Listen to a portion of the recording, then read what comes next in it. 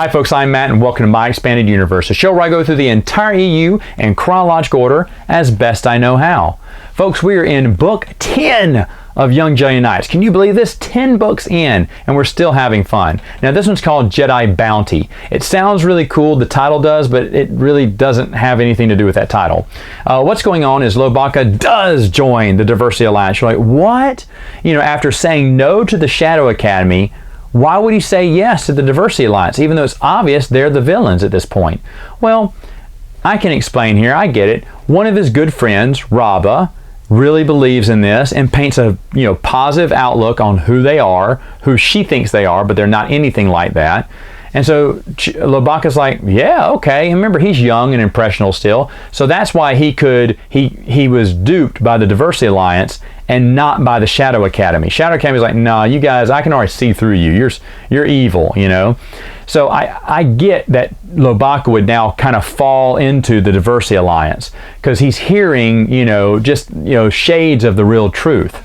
Now, meanwhile, the rest of the gang, the twins, Raynar, Zek, all of them, Tenoka, they go to investigate the Diversity Alliance on Ryloth. And of course, they end up getting captured and thrown into the spice mines. Now, Lobaka has no idea this is happening, but later on he discovers that they're in the spice mines and goes, wait a minute, I need to stop this. Or I think he just goes, and then MTD, the translator droid, translates for him. So anyway, he goes and saves his friends, and they get out and they escape, and he's done with the Diversity Alliance. He sees them for who they truly are. Now, one thing that I failed to mention when reviewing these Young Jedi Knights is the big discussion was when we get in the Del Rey era is when are they going to pass the torch to the kids? When do they pass, when is Han, Luke, and Leia going to sit out of a story and then pass the torch and let the kids run with their own story? And I argue that it happened a long time ago right here in Young Jedi Knights.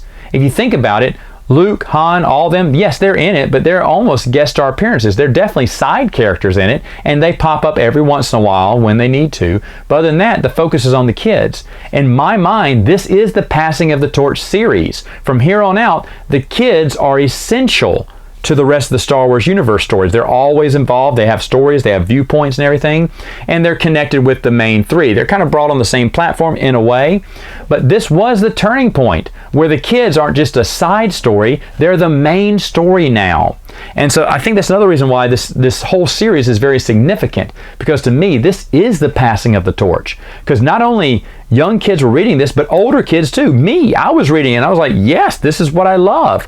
And a lot of people read these Young Jedi Knights books and they got the same impression, like, okay, now we're moving on. We're into a new generation. And that generation would stay up with the old generation for the rest of the EU just about. But everyone kept saying, well, when are you going to do the pass the torch, pass the torch? It already happened. In my mind, it already happened, and that was the moment that Young Jedi Knights came out. So again, so far, this is a fantastic series. But how does this Diversity Alliance storyline end? You guessed it. I'll see you next time with another video.